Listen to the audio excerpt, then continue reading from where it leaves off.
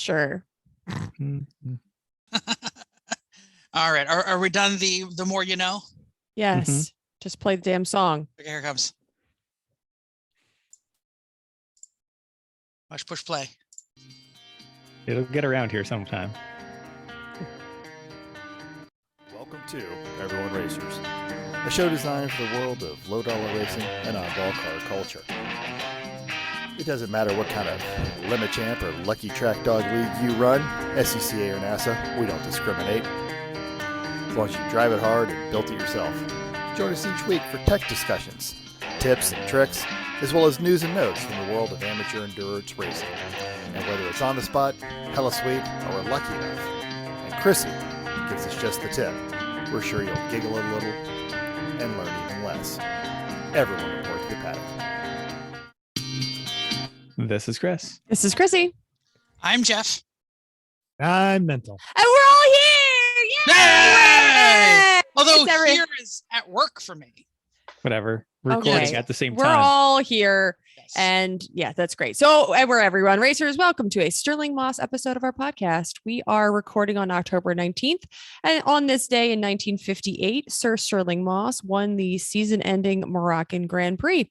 However, fellow Brit Mike Hawthorne would win the World Drivers' Championship by just 1 point by finishing second. Not driving your Van Wall VW5 to a fastest lap at a podium. Grab your E1R bingo card. Never know if you're going to win. Van It's kind of Wall? hard, amazingly. Wow. Is that what it was called? Wikipedia that. Ah. It That's looks, okay. It looks exactly like the car from the movie Grand Prix when the British driver is trying to get back into a racing car. Old school, front engined, long phallus tube, no arrow. Cool. Okay, let's move on. What you working on? Mental. What you doing? Wait, you skipped Chris. I did because it's weird when I Okay. ask Chris what he's doing. That's fair. All right. Just play along with me. I asked you what you were doing. I actually started on Friday and I have reduced my non-functional vehicle count. Now, when I typed this out, it was true, I but it is no don't- longer true.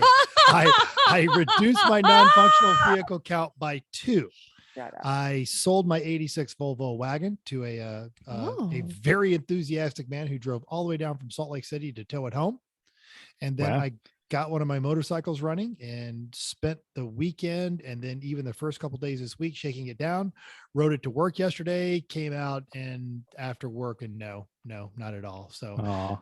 think I've narrowed it down to an electrical problem. We're going to go check it out tonight. And if it is not an electrical problem, basically the magneto is not charging the battery for one reason or another, or well, basically if it doesn't start, then it is an internal, probably a stacked bearing, and it's just going to get chopped up and thrown away. What kind of motorcycle is this one? This is the V-Star, the Yamaha V-Star. I am the 3rd and 6th owner of that. I turned into a bobber. Hmm. I actually did put mufflers on it though, so it's not quiet, but it's not nearly as obnoxious. So you sold one, fixed one. Yes. You didn't actually reduce the number of vehicles. Reduce the the number of number of inoperative. non-functional. Not vehicles. functional vehicle. Yeah. But then it broke. So then it's, I gotcha. That's- That's good. I applaud the effort. It's still one fewer.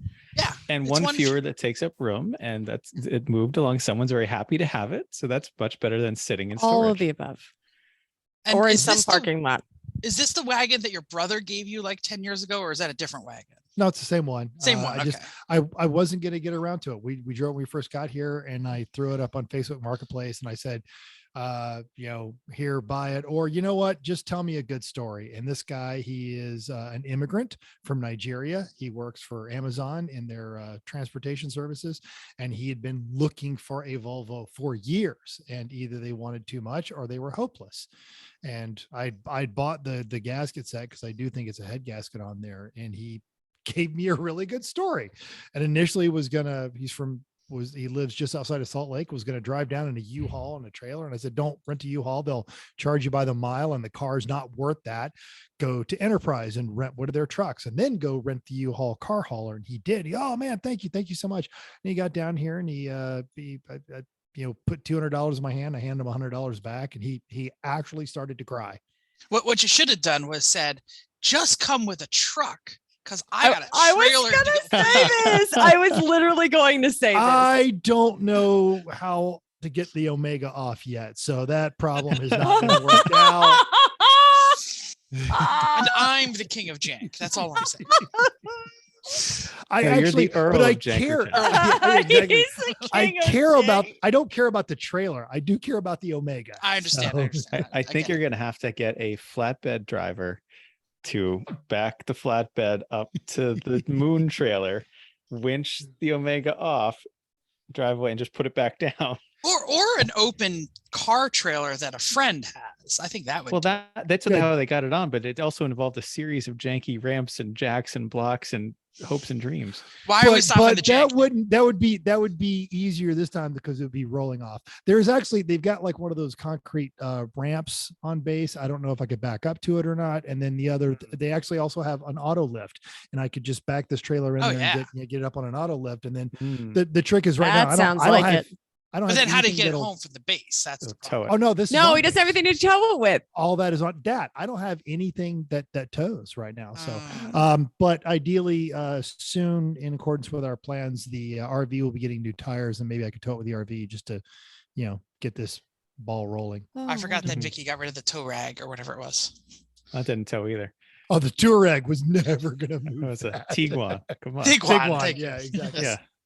Whatever. Oh, well. Whatever. Since we skipped Chris, what you working on? I actually been working on cars too. The Yay. Corvette, since it came back from the rally, it after that kind of trip, it needed some love, as we've talked about. So I said, all right, well, it's probably this fuel pump. That's what I'm guessing. And so I took, I let the car run down to a quarter tank of gas, took the whole assembly with the pickup and the pump and the level center and all that stuff out.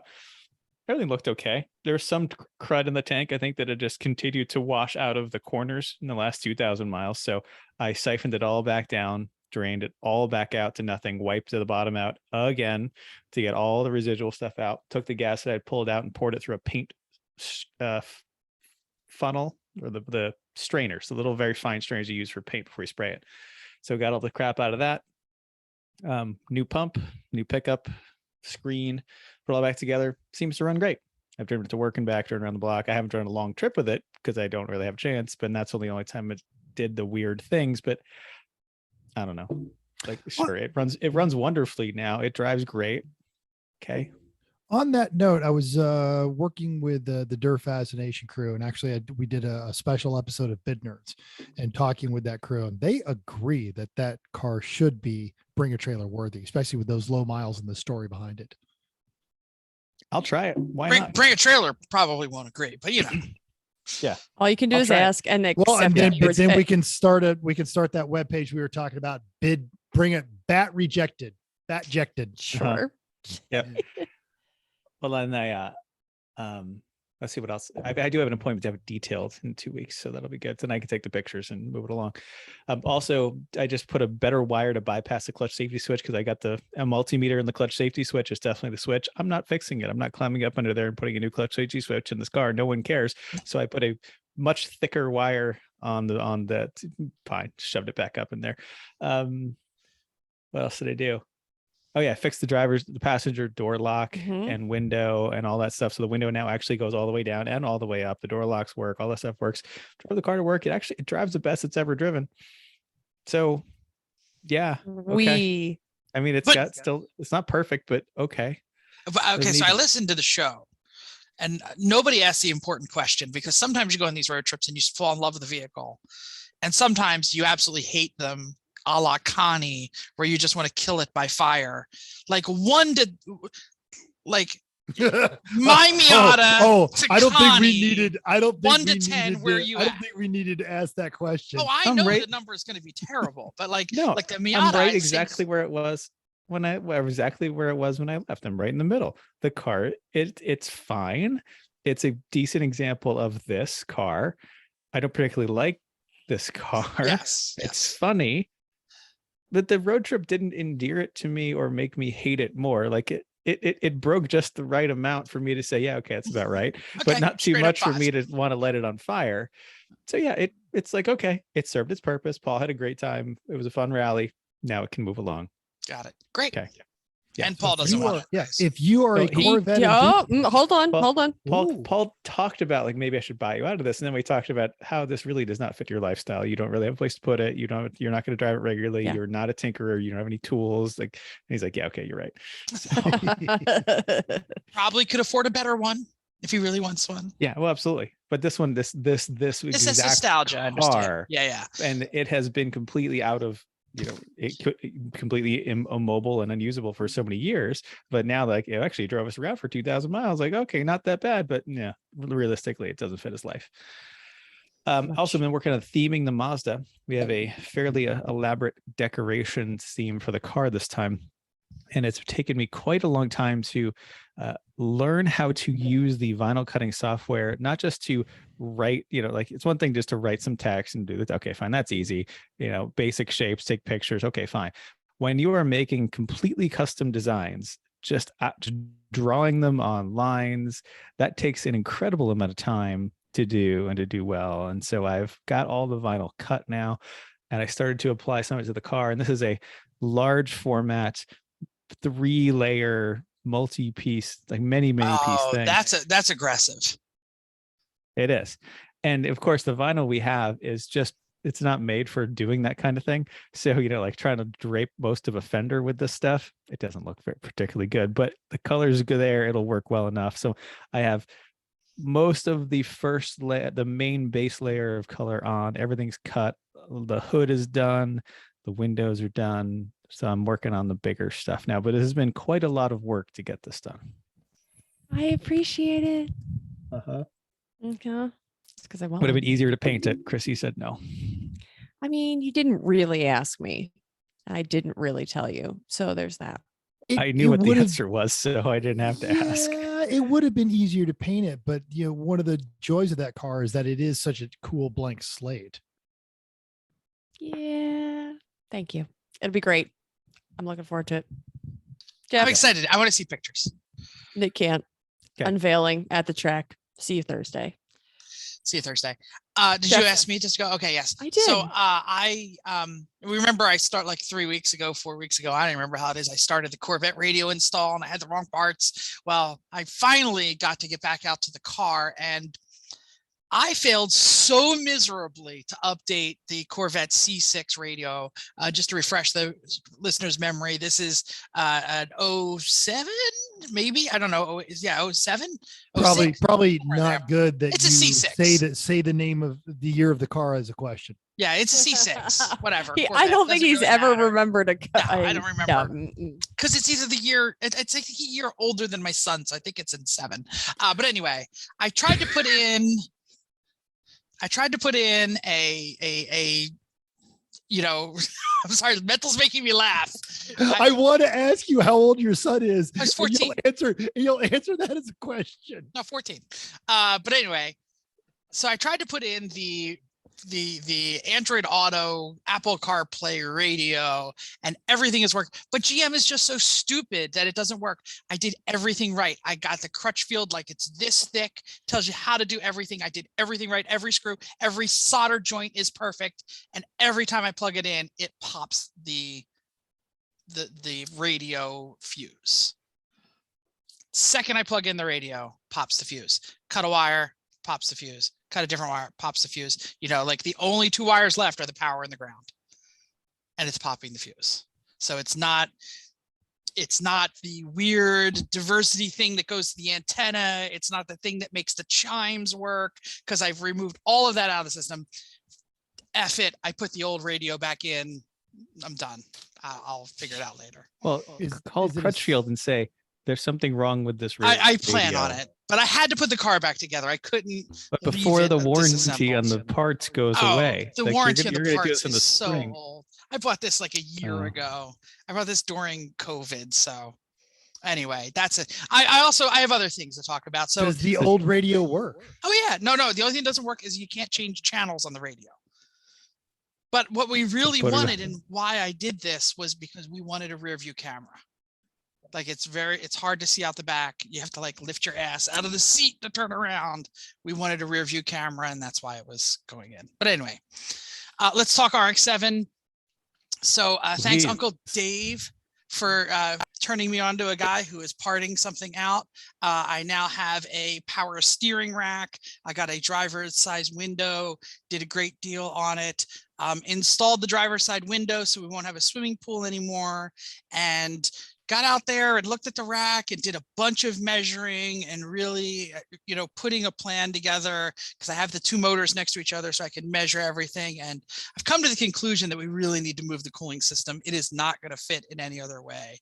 So it has, I wouldn't say increased the complexity, because I think we really have most of that, but it's an extra step. So next thing that I'll be doing is getting the power steering rack in and removing the cooling system. For those of you who don't know, NFC has RX-7 has kind of the slanted radiator, and it's just not going to fit with the LS. The bottom is just going to totally hit. So Put the radiator in the trunk.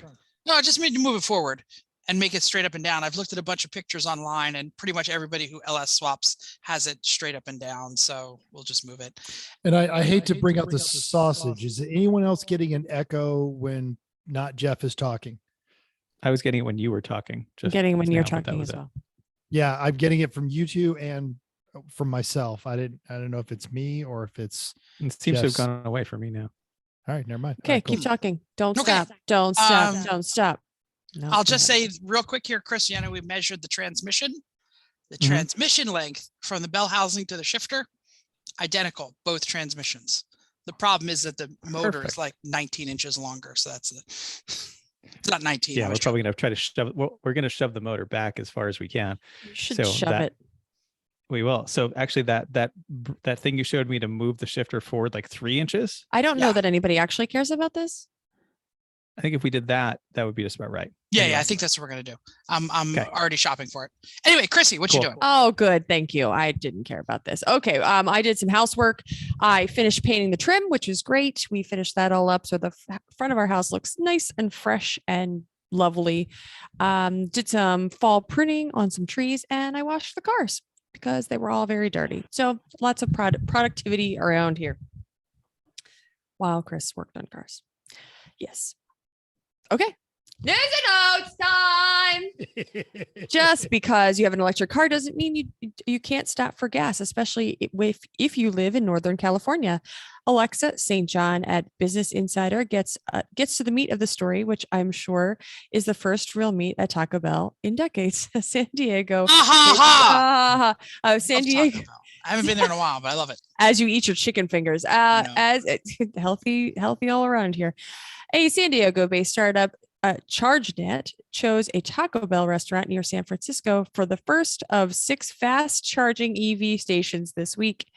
The solar powered stations can provide a 100-mile charge in 20 minutes or less for about $20. ChargeNet says.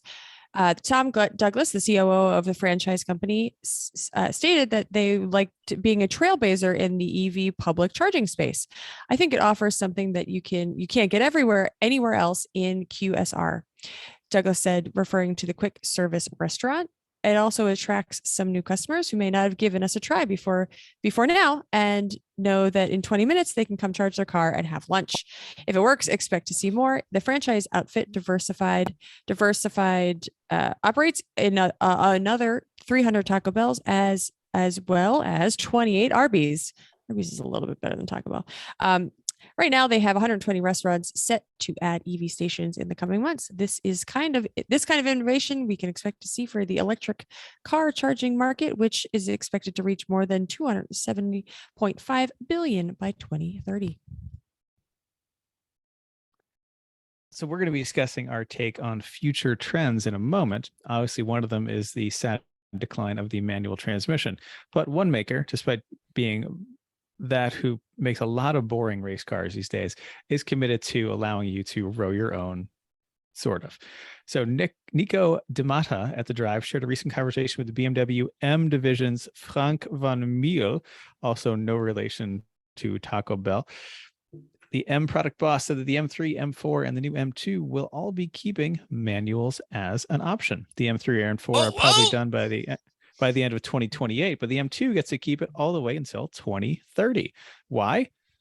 You crazy people like the listeners of this show actually buy these things.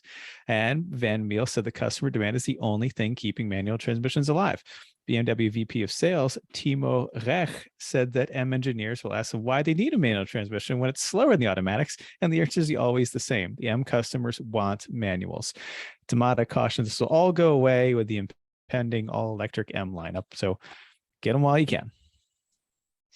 It's great. I'm glad I recently purchased a standard transmission vehicle that is very new to hopefully help out. But anyway, finally, news you can use. New Jersey Motorsports Park, NJMP, our home track, is getting a repave, which I didn't think the pavement was that bad, so I'm glad to hear that. But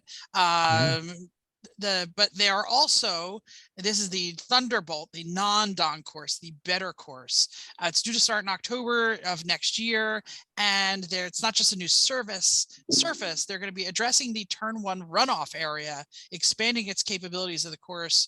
Dr. Brad Prowell, senior engineer at Advanced Materials Services, working with the track's drivers, flaggers, and veterans for 2 new configurations, redesigning the curbing in key areas, and the one proposal is called the clip.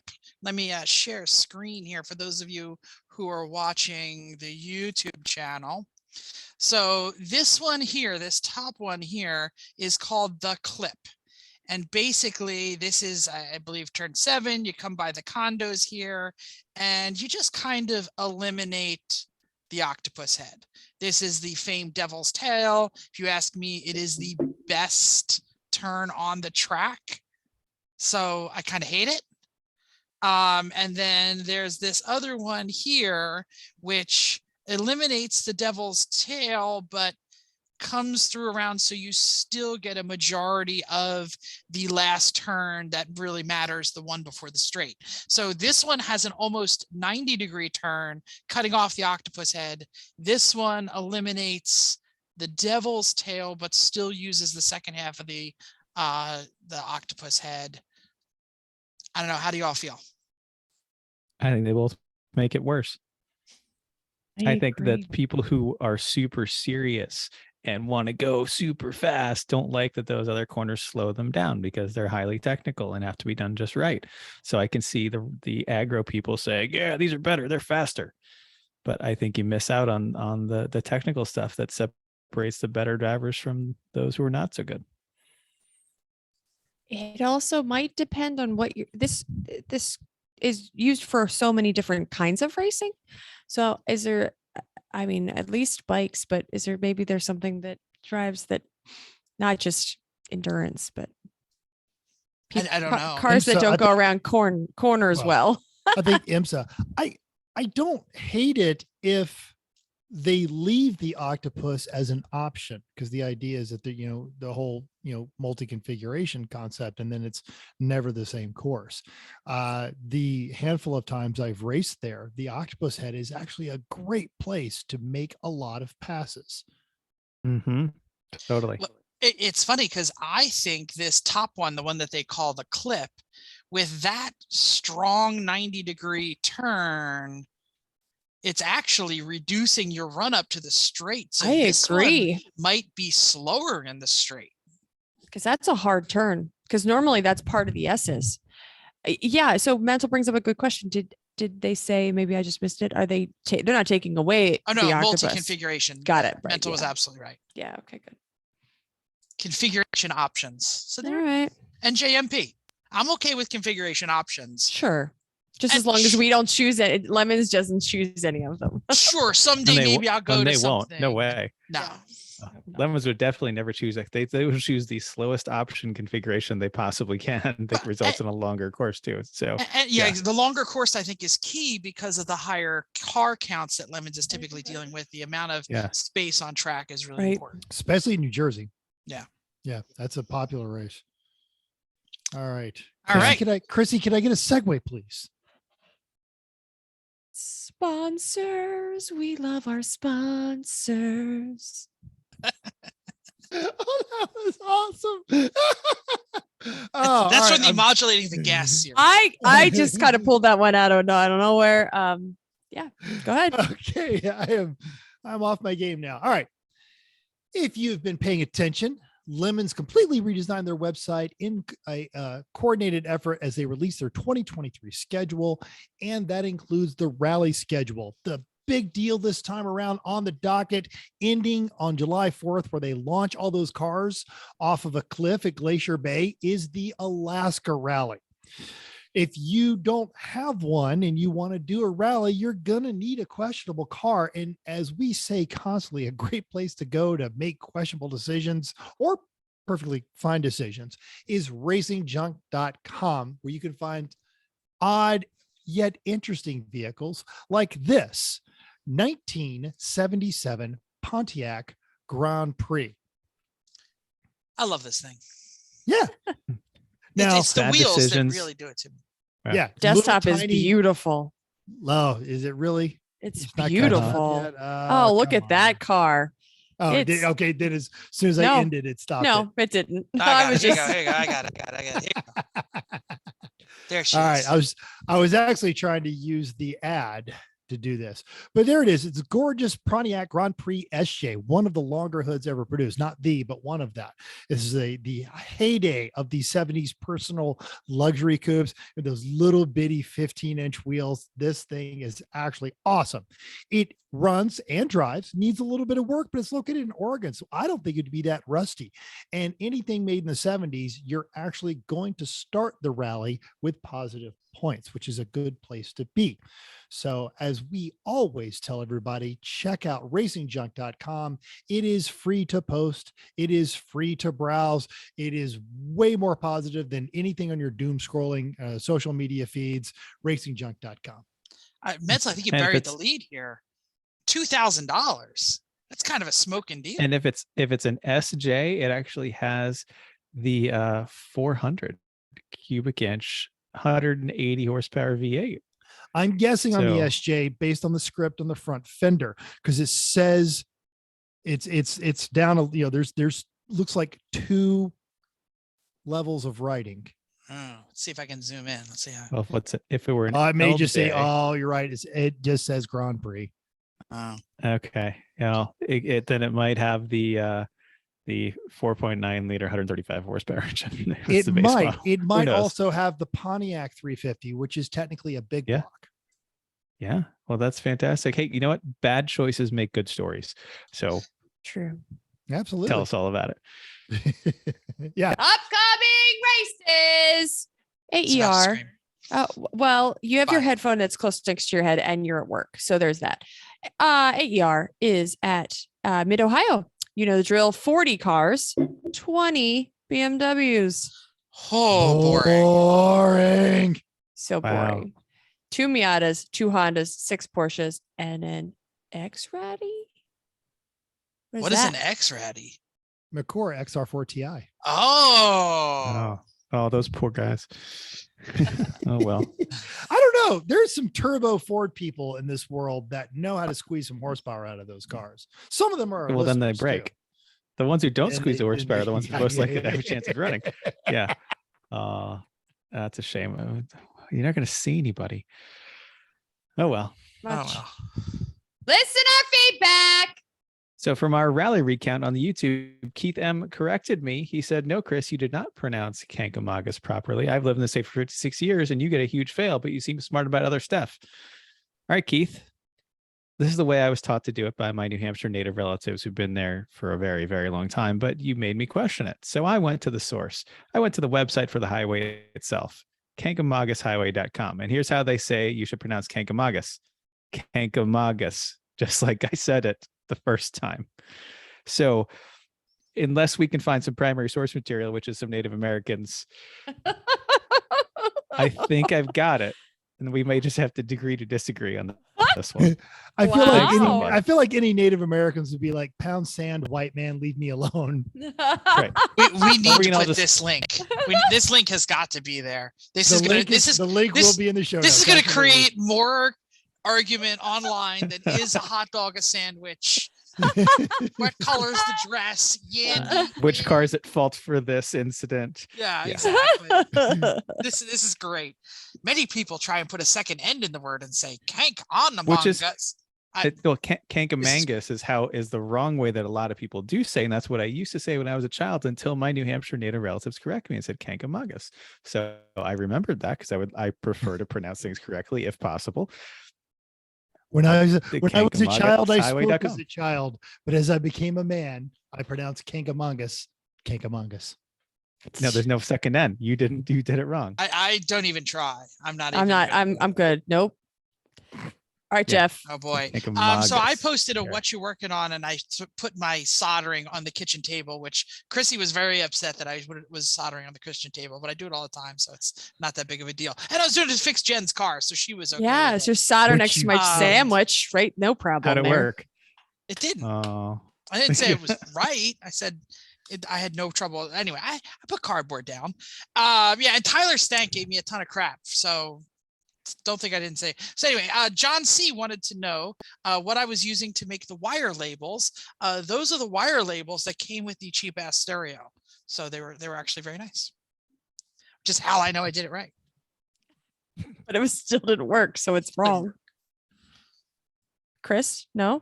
Keith K was testing front brake pressures. It's a good thing to test and know that you have some. Yes, some brakes. Good.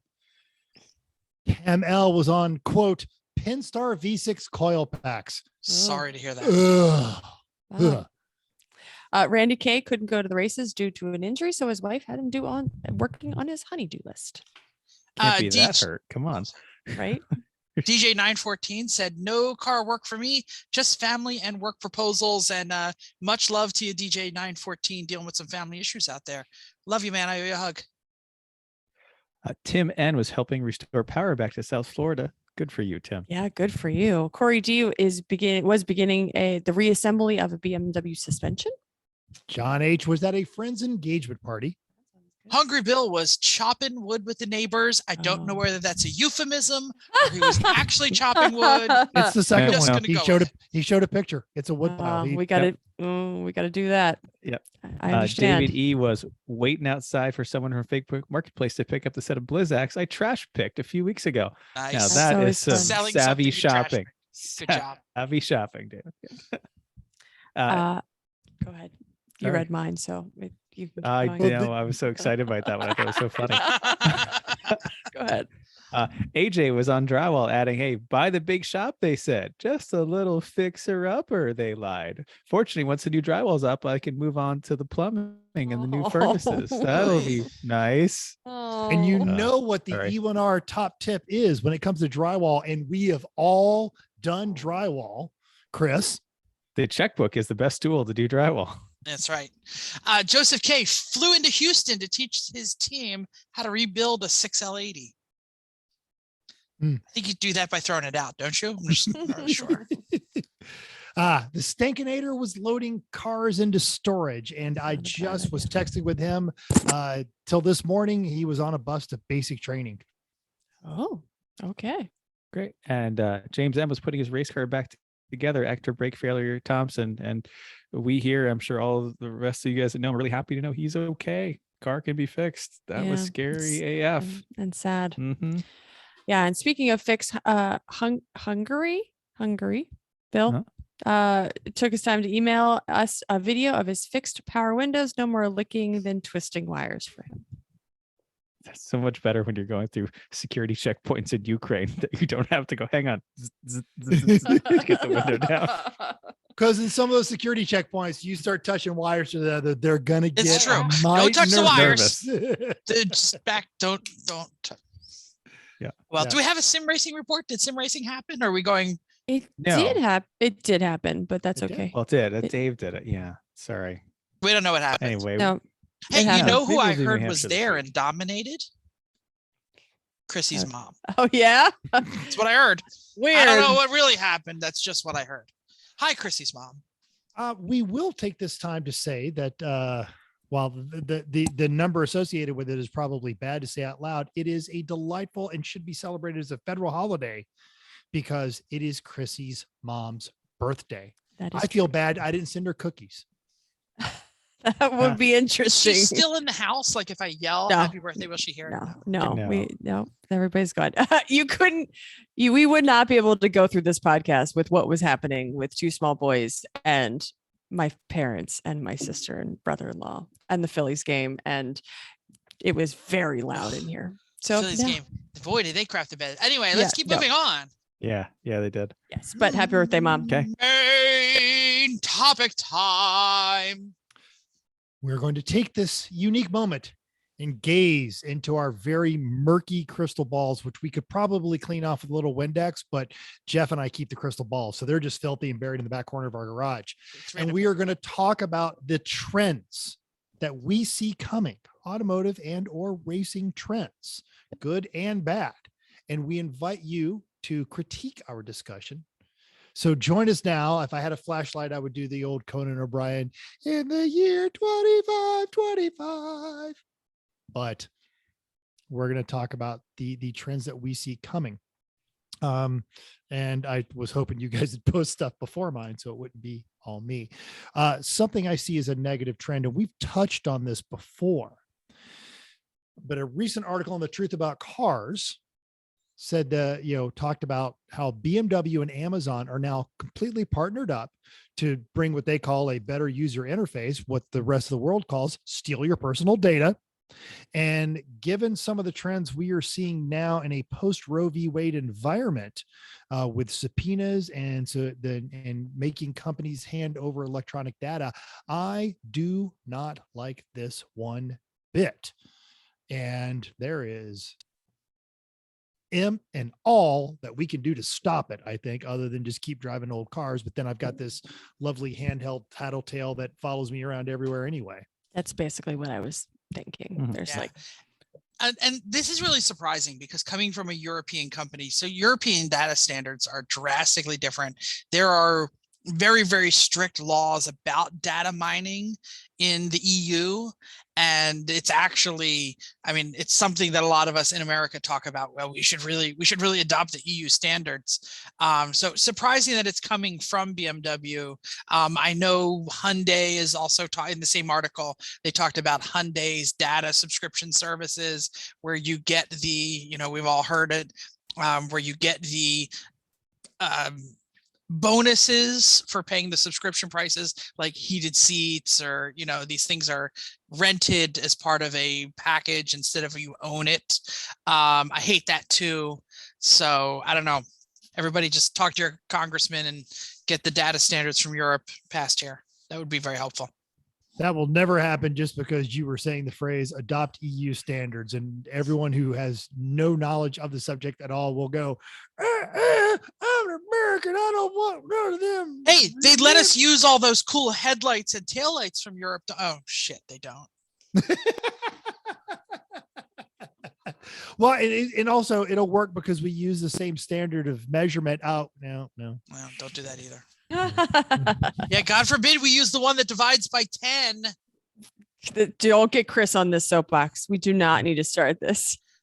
Hey, there are two types of countries in this world: the ones that use the metric system and the ones that have been to the moon. Has England been to the moon? Nope. No one, us. That's it. You're looking at the entirety of people on the moon. Does England use the metric system? Are they still using? I don't know. They do. Okay, They do when it's convenient. Okay, let's keep going. Okay. Sorry, I didn't mean to go down that trend. Go ahead. There's another story there. All right. Well, okay, I'll keep doing it. So I did like this. And that was a recent piece I posted up on our social medias. It was written by Sam Smith, and he went to the Cletus McFarland Freedom Festival event at Bristol Read this International story. It was Speedway. And even if you don't care, read it, because Sam is just a great writer and it's always fun reading his stuff. But this is an uptrend that I like. So journosaurs, as they are known, the old school, automotive. Is that a thing, journalists. or are you just calling them that? Oh no, that is absolutely a term. Okay. Yeah, okay. you'll hear that one get kicked around. They love to mock the YouTubers. Hopefully you're not watching this on YouTube when you hear it, but I do believe that the flattening of media, just the accessibility of everyone who wants to start a podcast or wants to start a YouTube channel, has with just a handful of devices, can absolutely do it. It's making some car events, I think, more democratized. So the Cletus show in Bristol, he literally showed up. They brought Robbie Gordon and all the stadium trucks that they run on road courses that do the crazy jumps until the point with that. And Cletus McFarlane even raced in that. Then, of course, they had a burnout contest. The Spirit of Lemons airplane car was there and a bunch of other stuff, including a rear engine V8 Porsche Boxster that just was built to do nothing but destroy tires. That was fantastic. You also have other events like the Gambler 500, which is evolving very quickly to this great land preservation act, a group of people that just care about preserving our national forest lands. The Seekonk,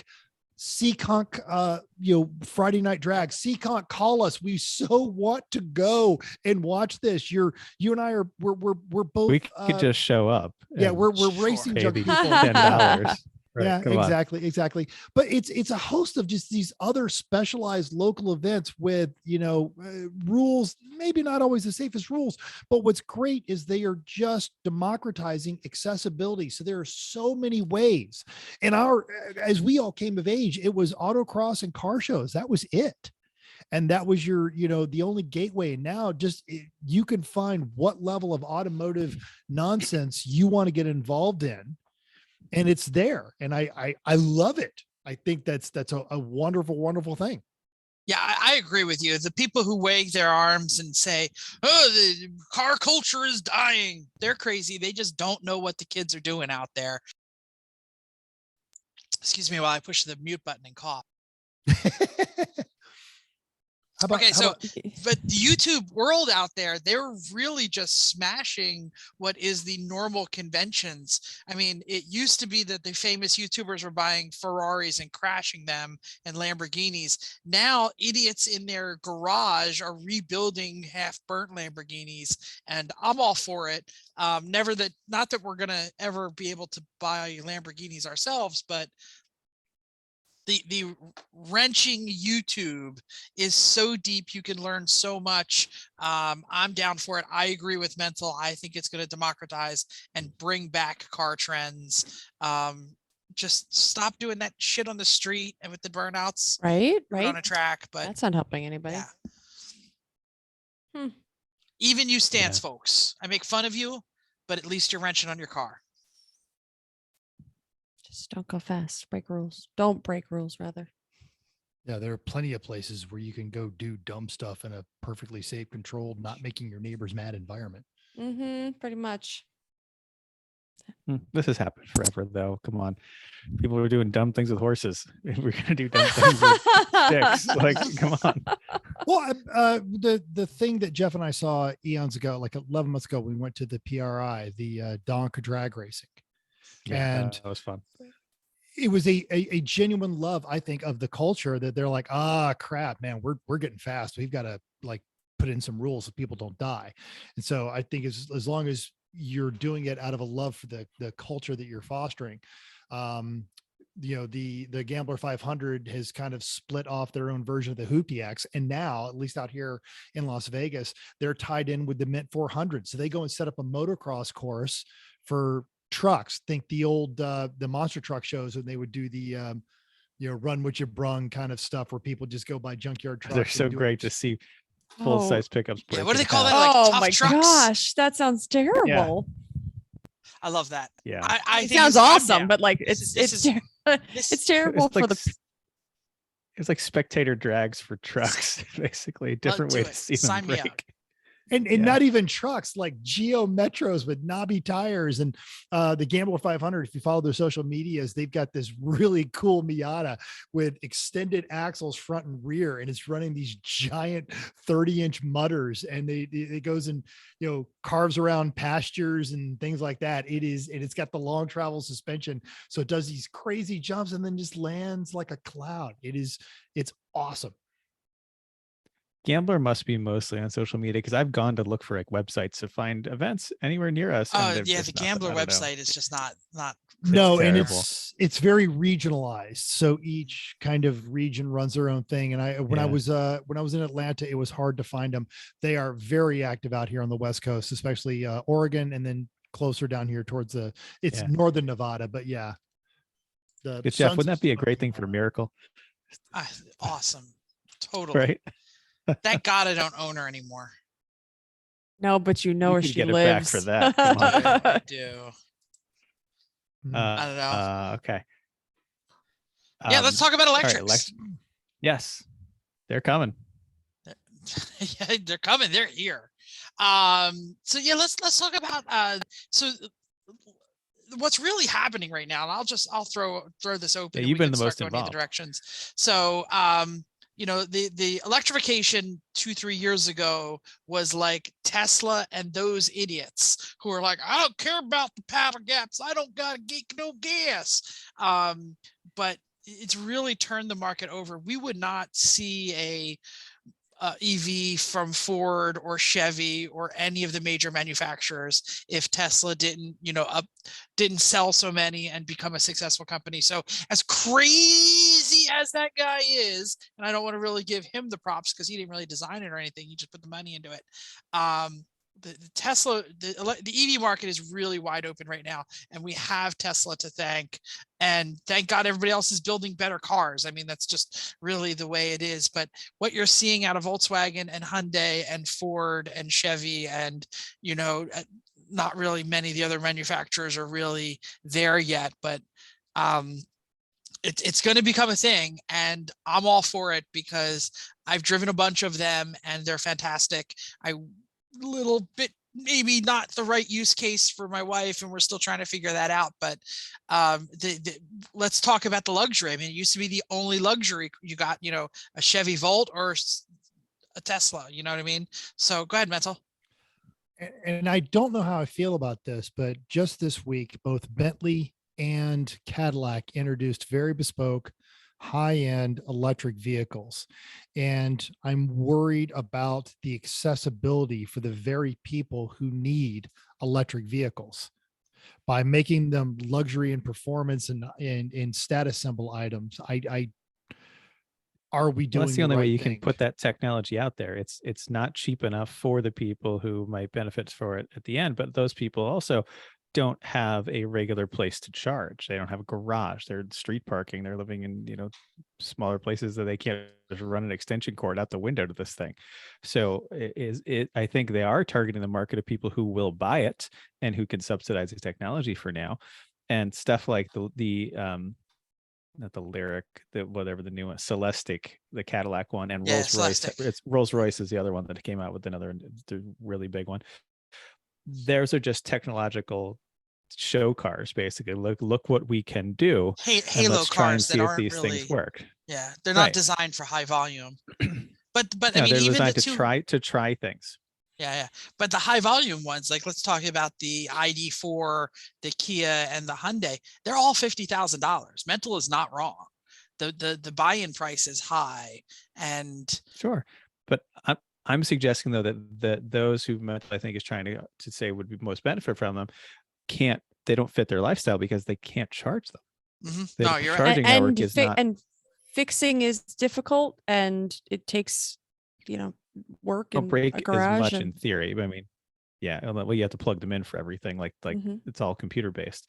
But there's no oil changes. There's no spark plugs. There's a lot less maintenance. But if you have to basically have a stable, regular, not quite single family home, but something close to it to be able to have these, like the biggest benefit is plugging it at the end of the day. You come out in the morning, it's charged. You do it every day. Like you never go gas. You never really worry about it unless you go on a long trip, which most people don't. So I think that doesn't. Or you eat a Taco Bell. Or you eat a Taco Bell. For 20 minutes though. That those chargers at Taco Bell are going to be broken most of the time.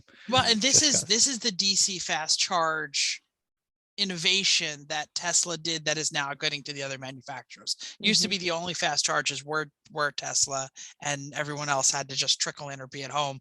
Chris is right. You plug in at home, but for the use case where you do need to go in, having the fast DC charge, like the Taco Bell story mentioned, right now is only really available in the high end stuff. Again, the cheapest ones with the fast DC charging are the Kia and the Hyundai at $50,000. How do y'all feel about as certain industries are trying to lure employees back into the office with having this at work? Oh, charging at work is very important because I think it will open up the amount of people who can do it. Obviously, if my wife had a even level 2 charger at work, her use case would be perfect for the Kia and the Hyundai. Yeah, I think right now it's only mattering at jobs like we all have, where you make enough to be able to afford one of these, and you say, "Oh, isn't that great? I can charge at work. I like that." It's not, but now that we're away from the compliance machines of the 70-mile range e-golf and stuff like that, then you really kind of needed it. Like the first gen Leaf, those things were terrible. Like those one of my coworkers, $12 today. I'm sorry, go ahead, Mental. You mentioned the e-golf. So I was at the Luftgeld with a group of Porsche people, and one of them had an e-golf that they had bought pre-owned because they quit making it. And literally it's his city car because he's not going to drive his air-cooled Porsche in LA traffic. Kill it. But to get to his son's school, he uses 70% of the battery power because it's all uphill. And so when he gets to his son's school, he has like 13%, and it's a very short drive. And then by the time he gets back home, because it's all downhill, he's actually back to about 45. No, he uses the brakes. He regenerates. Yeah. And he gets back up to like a 55% percentage. It was hilarious. I'm hoping the luxury machines will make these compliance, because I'm seeing Nissan Leafs, if they go below $4,000, they sell within 2 days, at least here in the Las Vegas market.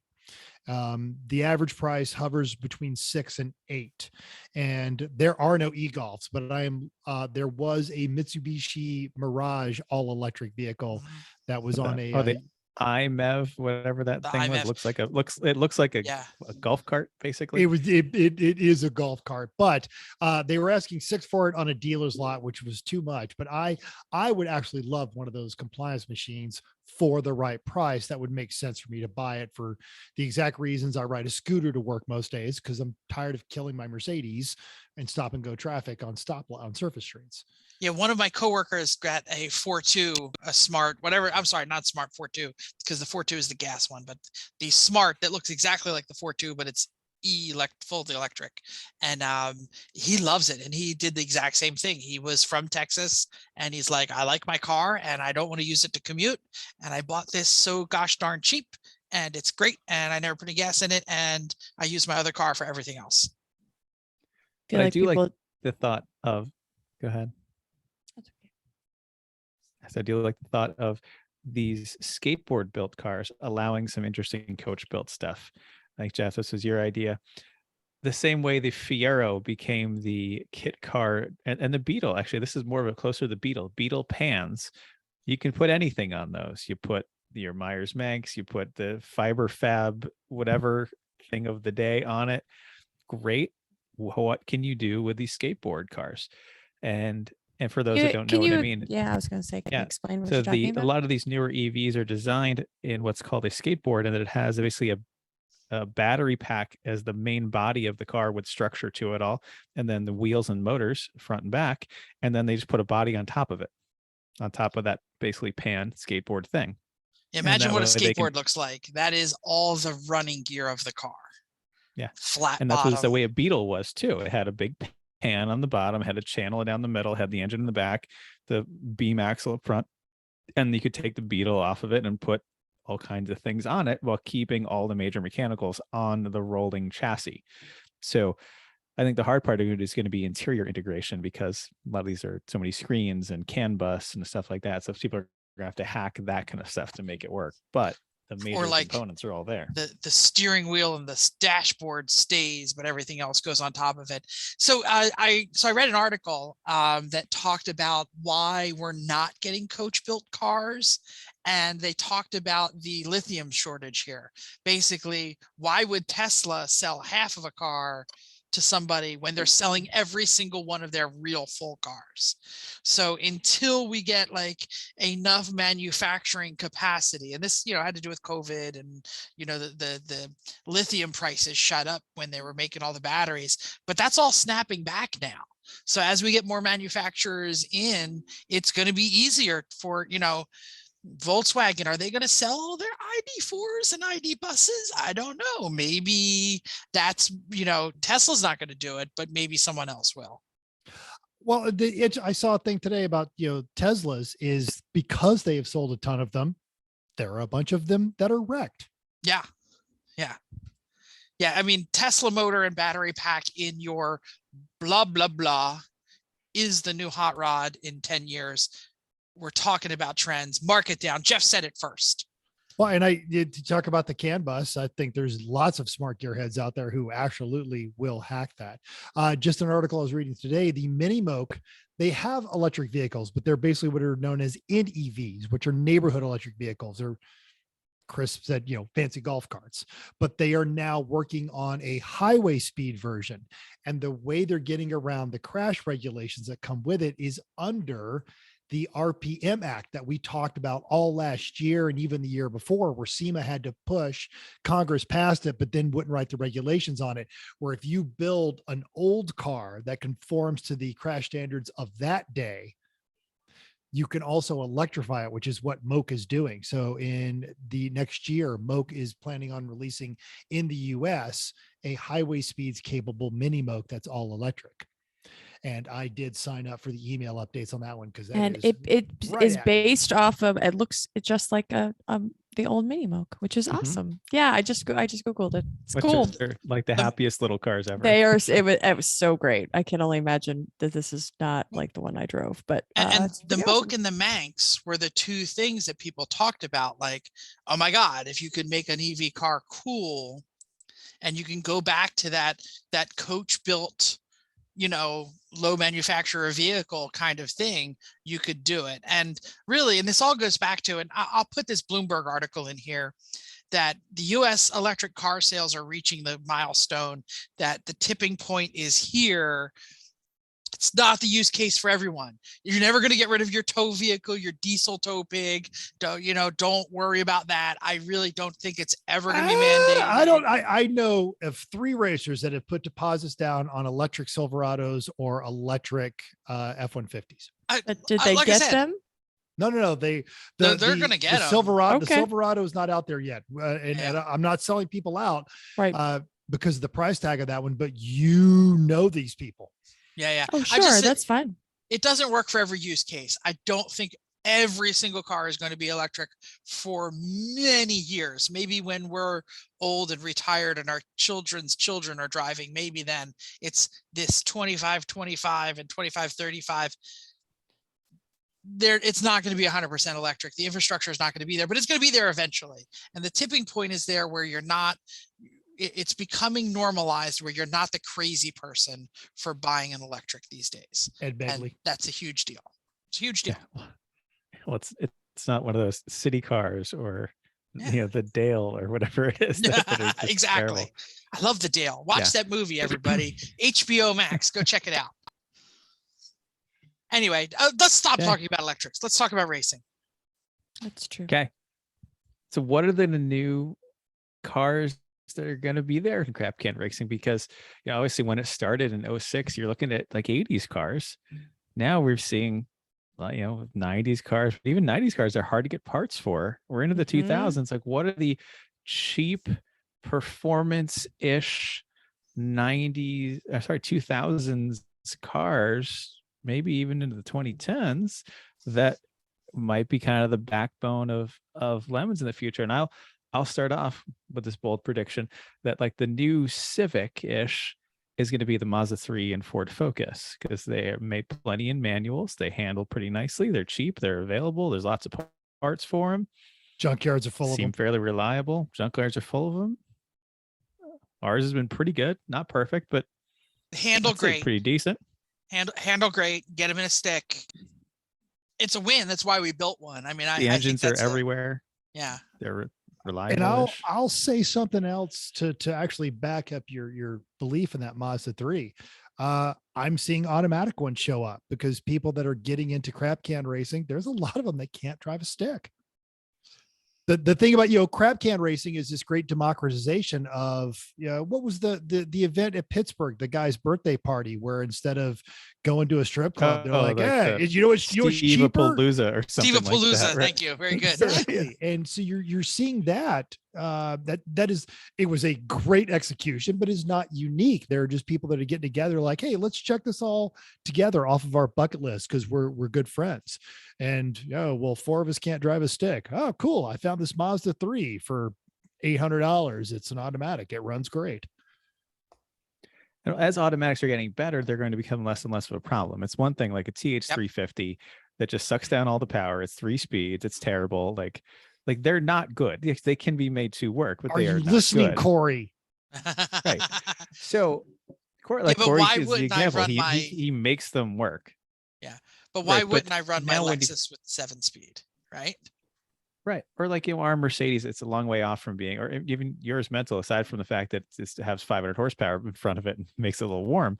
As far as transmissions go, like, it's not a bad, it does a fine job. Like, it's good at figuring out what gear you need to be in, and it shifts pretty quickly. And like it has enough gears that it's not just that, like that's a 3-speed. It's always killed me and everything, because the gaps between the gears are just so enormous, and it's just so, you're just running the torque converter all the time. It's so bad.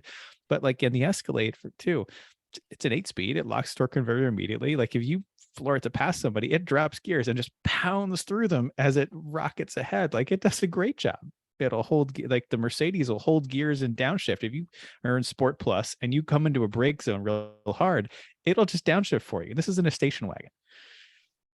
Yeah, and honestly, E-Gear, the wet clutch dual, I mean, DSG, how long has Volkswagen been doing DSGs? I mean, they're automatics are probably the future. Yes, I will miss rowing my own gears, but how long has it been since flappy paddles have actually been better? Well, and that's why BMW is like, well, why do these Americans want the manual transmissions? But not just Americans. Why is this the gearheads wants the automatics? They are slower. I thought they like to go fast. Yeah. I mean, Porsche said for years, right? I mean, the Tiptronic, or the whatever the current one is, it's faster. The DSG, the DSGs are faster. Yeah, but but PDK is what Porsche calls it. Same thing. That's good. But thank you. Yeah, but the old Tiptronic was a slush box automatic, and that was terrible. Yeah. But the PDK is actually better, and we've all driven the PDK Porsches. Absolutely, they're not bad. They're fine. Right. So, yeah, like there's for those of you not watching on YouTube, Mental is praying to the gods at Stuttgart. No, it's the chef's kiss, because yes, Porsche PDKs are gods. It needs to work. All right, so Mazda 3s definitely coming. Automatics definitely coming. What else is coming? What in next 5-10 years? What's the hotness out there? Mustangs. There's so damn many Mustangs. Or so straight on this one. There's so many, and they get driven by enough hoons and get depreciated to oblivion that there's still gonna be plenty of Mustangs. And they're all gonna be stick, and they're all gonna be V8s, because I'm generally surprised. I'm surprised we have not seen a lot of 5th-gen Camaros, not the V8 ones, but the rental spec. Because they're showing up around on Facebook Marketplace, needs fuel pump, mismatched body panels, kind of. They're buy here, pay here fodder. It's great.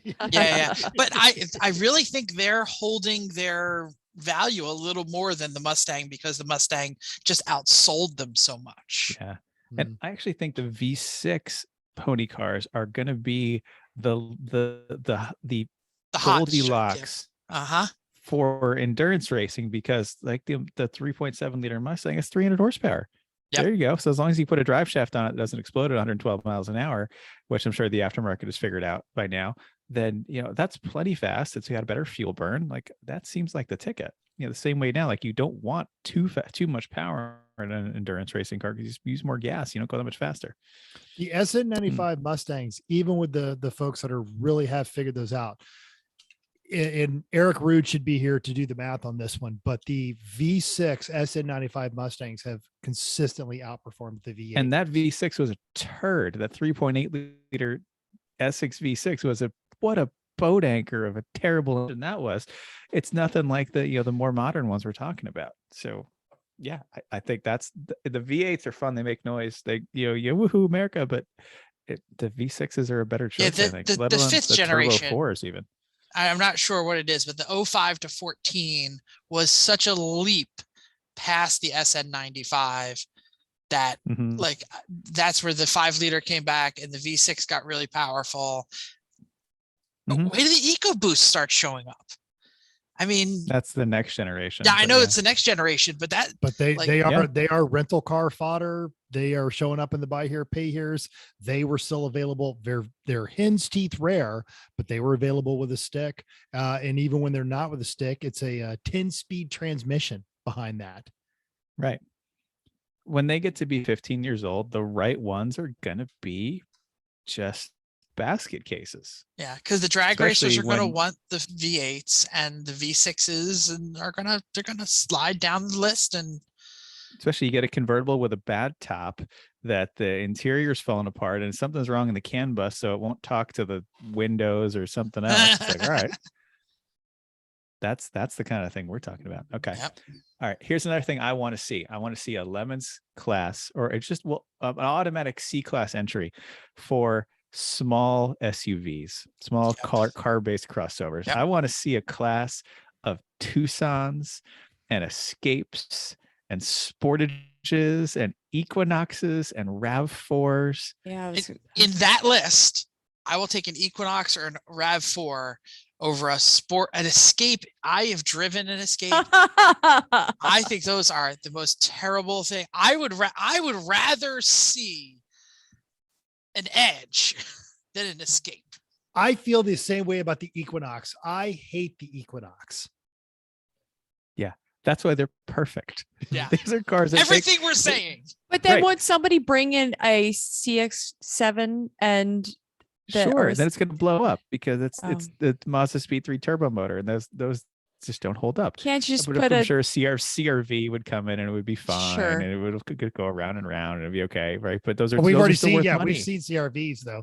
We've seen full size. I mean, we've seen CRVs and Lennons and they do well because they're Hondas. But I want the really bad ones, really the early Tucsons, like a Pontiac Torrent. Like what is terrible? I don't even know what that is.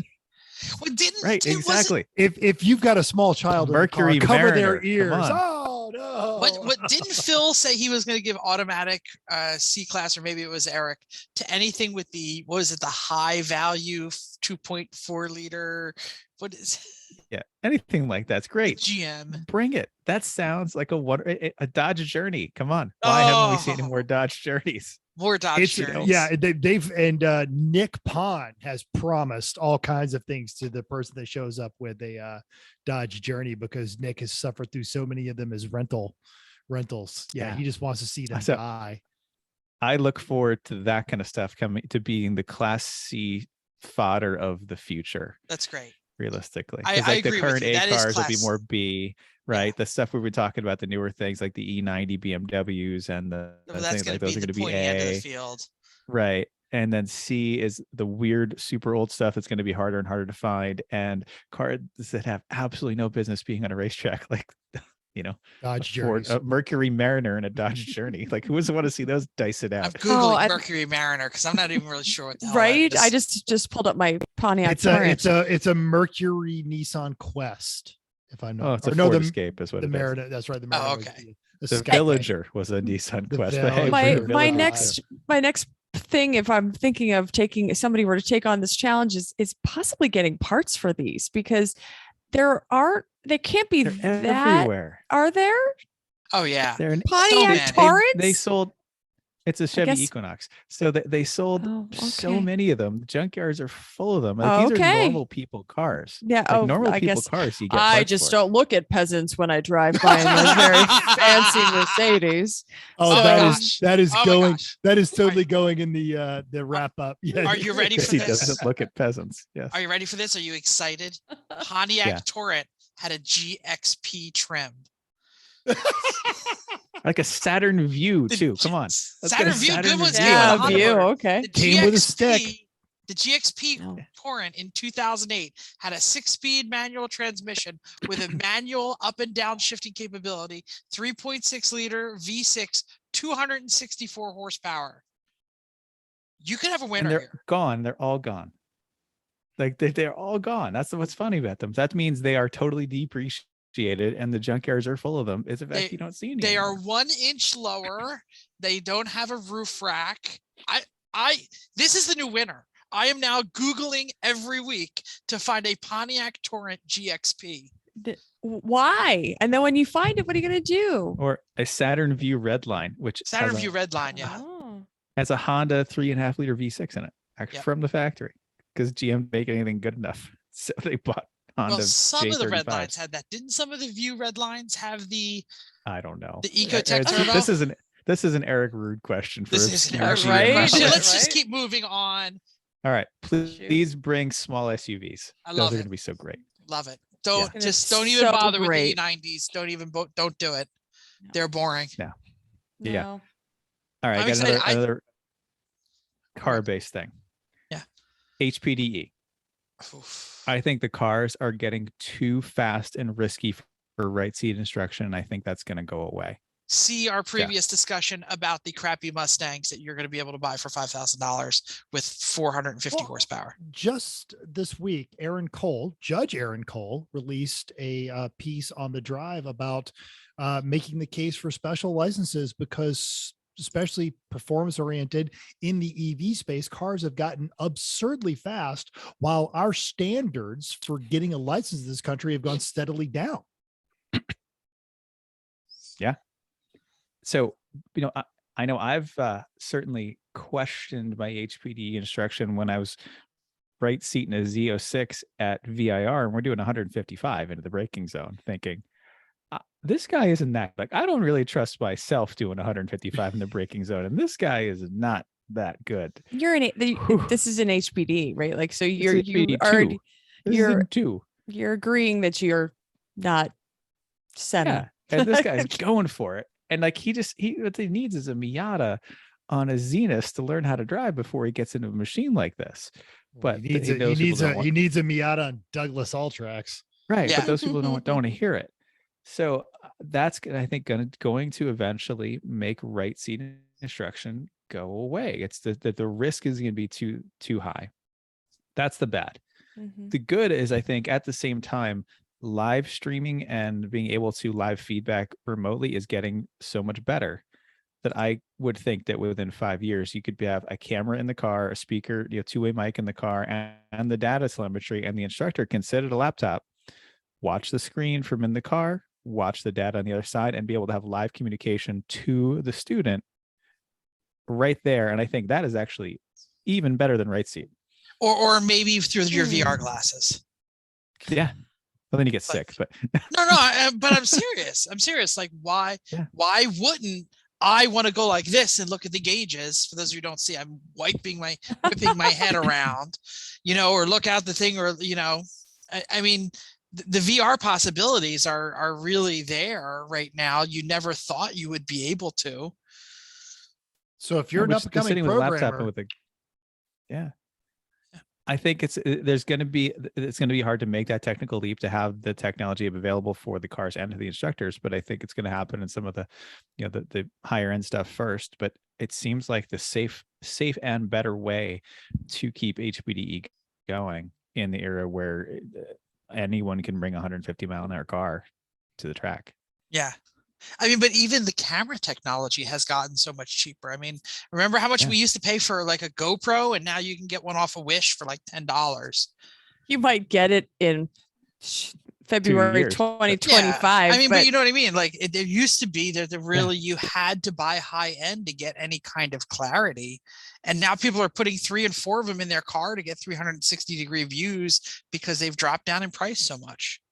Well, now to touch back on what Chris said, though, by taking the instructor out of the car, which you saw Grid Life embrace, and the same thing that is happening with the SCCA track nights, it does go back to the human nature of self-preservation. Having an instructor in the car, which is why intermediate is one of the reasons why intermediate is some of the more dangerous areas, does embolden the driver with a sense of false security, because they don't have any way to slow the car down. And what you have seen happen repeatedly at the SCCA track nights and at Grid Life with your beginner groups is there's a sense of preservation that will have the driver backing off before they would if they had an instructor in the car. And even if you had the VR glasses, you're still like, you're driving the car by yourself and you've got a voice in your head that's saying, hey, let's think about braking. Yeah, let's move to the brake. Let's move to the brake.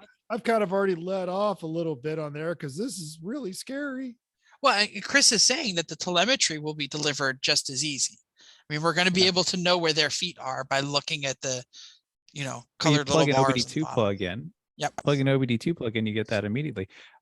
I think not having in-car instruction, whether it's virtually in-car or personally in-car, definitely loses something. You miss so much. Like I cannot see things looking at a car that I can feel in it or see from inside the car. There's so much you miss, and so many bad habits that people develop by doing that. Mm-hmm. So I think we need some kind of in-car instruction, but it's got to be eventually we cannot keep this up with the speeds that things are going. I mean, look, you've got a new Supra. Great. It's $50,000. It's not that expensive. It's totally in reach. And those are freaking so fast. Like, and that's middle of the road. Yep. Mustangs, Camaros. Yeah. Just C6 Corvettes. I mean, right. Those are cheap right now. And they're really fast. Yeah. And really capable and really easy to get someone over their head. Yeah, this is not a Miata or even a Civic Si in the 90s. Oh, 160 horsepower. Wow. And front wheel drive. How bad's it going to go? Which acts a little bit more closer to what their street car would act like. Yeah. I'm down. Let's talk about car collecting since we're all on that. We've said it here before. The bubble has burst, right? The enthusiast classic car market is taking a nosedive. Well, not a nosedive. It's a softened.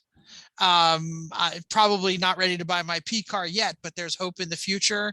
I don't really have anything to say about this other than someday that 911 or Boxster S or Cayman S will be mine.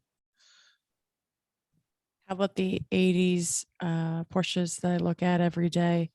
Usually send one to Chris. Well, on my phone, when I open up Safari to open a new page, it shows me shared with you, and there's 2 purple Porsches on here that are my recent things. So apparently I just don't send you the blue or the puke green or the all yeah. Mm-hmm. Yeah, there's a 90s turbo and a 2021. There's also like a limo or something on there. And really, we shouldn't say things are getting cheap. It's that in the past 2-3 years, things have been gosh darn dunkulous how fast the market was going up.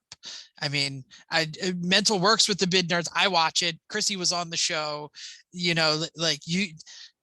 Their life is what is going on these cars. And if you're not watching the bid nerds, you're not having a good time. I think they're great, but you can just hear the anguish in their voice as they lament about, a year ago, this was a $200,000 car, and now it's a $150,000 car. And a year ago, you couldn't touch these for under 120, and now they're getting $60,000 and $70,000 bids on Bring a Trailer. On I mean, there's a reason there's 37 different auction sites. There was so much money in the classic and enthusiast car market that just Oprah was giving out bids like you wouldn't believe. So I'm glad to see it softening because, like I'm glad to see that Chris suffers because being here in Las Vegas, and I do spend a lot of time with JP and was just hanging out with Michael Deebs. So JP finds stuff. Hey, Mental, I know you're looking for that, and so I get things like this. Right? Up. Right? Oh, so for those of you who don't know, it was, and I'm not going to link this in the show notes because I've gotten permission if I can get rid of the RV to get this, but it's a 76-912, which I know 4-cylinder, but What's wrong with that? Exactly. It's actually, and it's even a 911 motor's a turd. That's why. Well, yeah, but a 76-911, Hey. I'm going to get crushed by Put it on the- Edna in her Hyundai, In our, her freaking Hyundai Civic. failure wagon at a stoplight. So you're driving the car for the aesthetics, and I'm not going to park it in your lawn I guess because I just have EV such swap a it. aversion to the air-cooled 4-cylinder. Like it's the EV least swap it. sporting motor like ever. Just get rid of it. EV swap it. Absolutely. EV swap it. And when it blows up, either I EV swap it or go talk to Dwayne Wick and find a really lovely 3-liter to drop in there. And because I don't care about values, I care about the experience of just driving the car. Mm-hmm. I'm on EV West right now shopping for a kit for you. Yes. Oh no. Oh, this is great. All right, what else do we want to talk about? Did we miss any trends? Listeners out there, what do you see coming? Are we crazy for thinking these things are going to happen? Jump on our social media, hit us up on the Facebook or on the Instagram or the tweet space. Are we still tweeting, Mental? Because I don't even have Twitter on my phone. No, I'm terrible. I should get back on it. Stick to the now and again, Facebook and the yeah, Instagram, okay. everyone. That's where we are. where we Well, live. but I have been a lot more active on our Reddit. Oh, as well. great. /E1R, right? People Yes. still use that? Reddit? Well, Reddit is huge. Reddit It's a is where cesspool, so that means there's a lot of people there. it is a cesspool, but at the same time, it's honesty, which is where we found Vicky's lawyer and some other there's some great local recommendations on Reddit. So I'm some of our news and notes comes from things I see on Reddit that I see before it shows up on one of the glossy websites. For those of you who aren't searching Reddit to find product suggestions, you're doing the world wrong because there's so much junk on the regular internet, on these commercial ones that are paid reviews and schlock things. Reddit is where the real people are talking about the product. So if you're ever looking for a product, do a Reddit search. I don't even know how to start doing that. Troglodytes. You should start your voyage onto Reddit at /E1R. Oh, thank you. That's great. Oh, okay. I don't know how to get Good You could- segue, you could- Mental. You could look through all of our Luftgeld pictures, which I believe caused Jeff a slight crisis in his undergarments. Without a doubt. Let's move on to our favorite. Is it our favorite? What are we doing? Is it just a tip? Is it hella sweet? Is it on the spot? Is it around the horn? what is it? Goat? I Chris, feel you like put it it's in here. What are you doing? Actually, I put it in there. Oh, but sorry. I put it under Chris's thing because Chris can go for the technical question, and all of us have done some instructing to a degree. But we talked about our listener James McHugh. We can say friend. We've shared the track with him. Well, he's a wonderful person. Yeah. And he not only runs a C4 Corvette, he runs it with SCCA NASA, and he was recently doing an SCCA Enduro when he experienced total brake failure, At Into turn turn one in one Thompson. at Thompson. Yeah, thank you. which is Yep. an attention getter because that's the end of a very long straightaway. Oh yeah.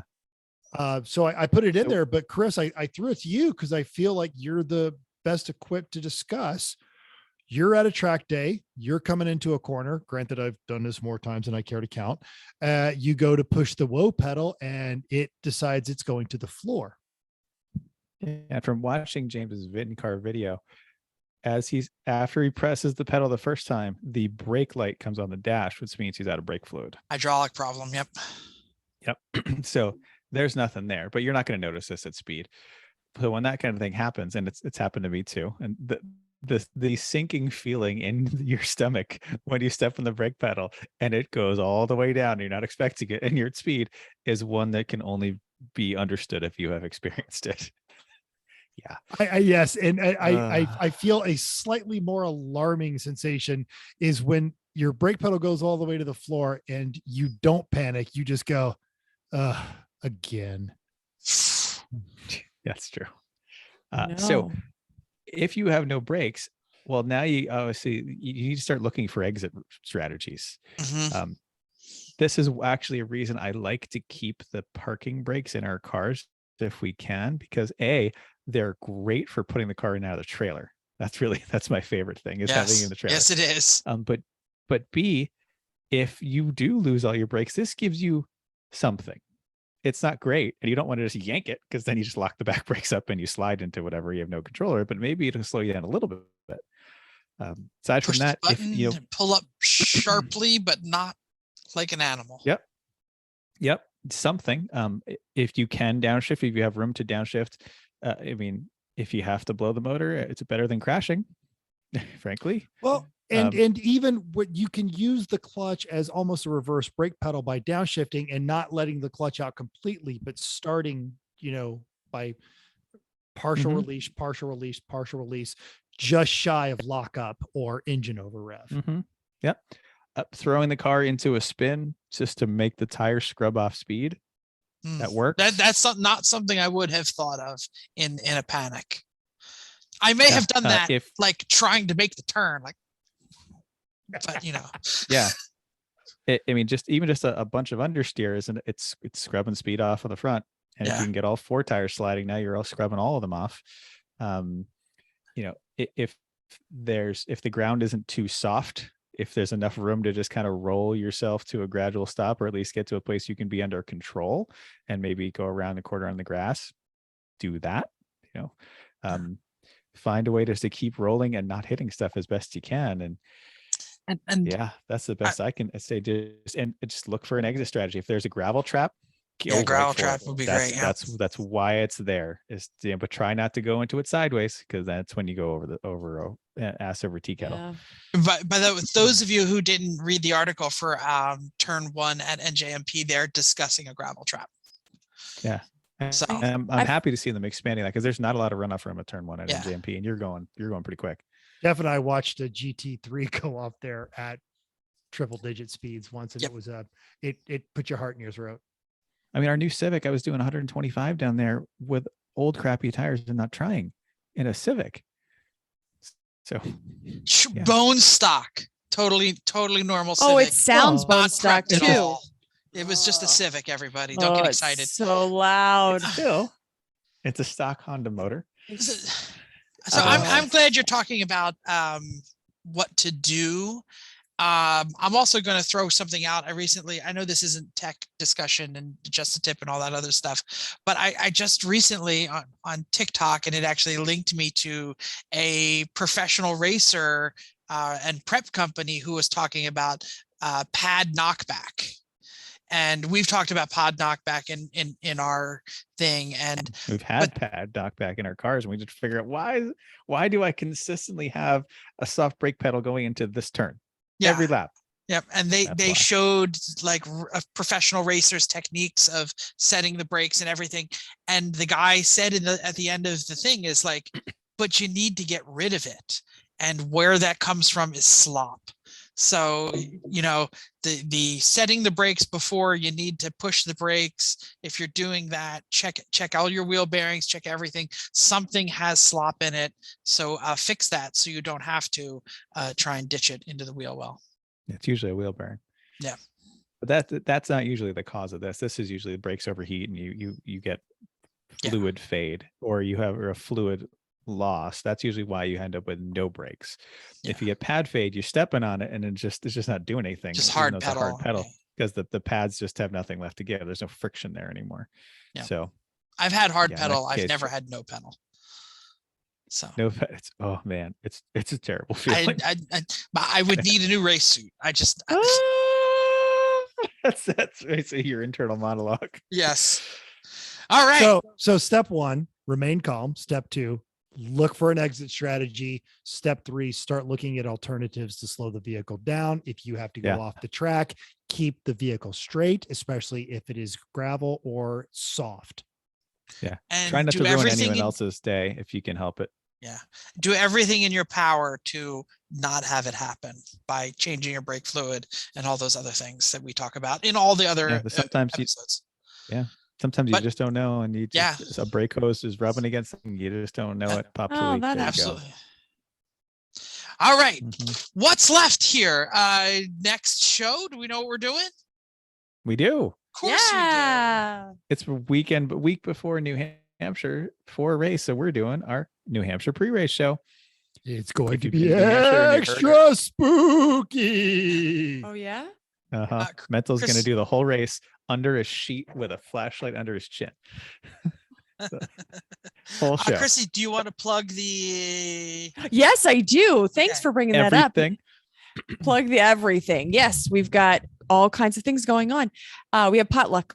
Bring your food. Do not bring pizza or potato salad. Bring some good food. There is a spreadsheet that is available. It's on the forum. It's linked to multiple places. I will be posting it back up on Facebook to remind everybody.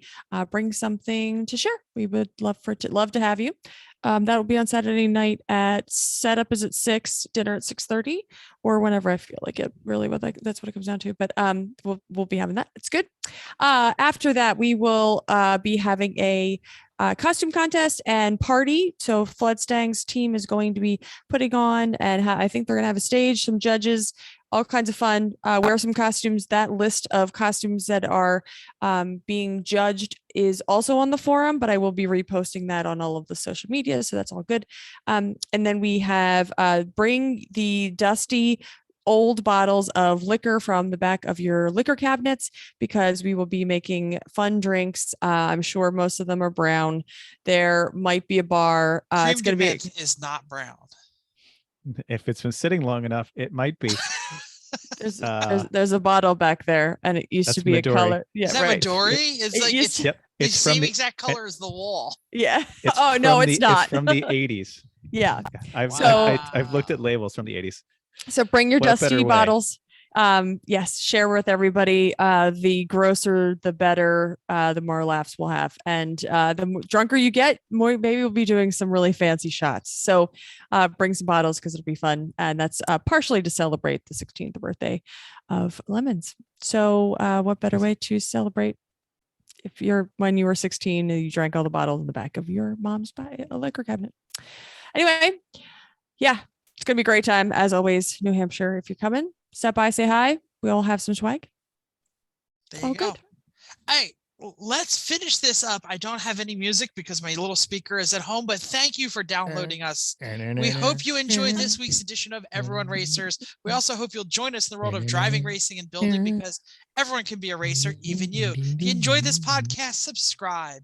It's totally free. Then go to iTunes or YouTube and smash like buttons and hit 5 Which stars. we totally missed that we got a new iTunes review. Oh, should we save it for next week so we can give We'll it the save it for proper next week. due? We had a lot of listener Thank you. feedback Thank this you. time. Yeah. If you want to join, do a 5-star review. Look, here's the deal. If you have any questions, show ideas, drop a comment on our Facebook page, Everyone Racers. Email us at everyone.racers@gmail.com. You can text Mental 484-243-0455. Send them So much pictures. junk pictures. I got so much rusty junk pictures this week. It was awesome. That's awesome. Find a junkie 912 if you can. Find us on Instagram or Twitter at Everyone Racers, YouTube, Facebook. It's all there. /E1R on Reddit. Thanks again, and until next week, keep the shiny side up unless there is no shiny side, and just keep those wheels down.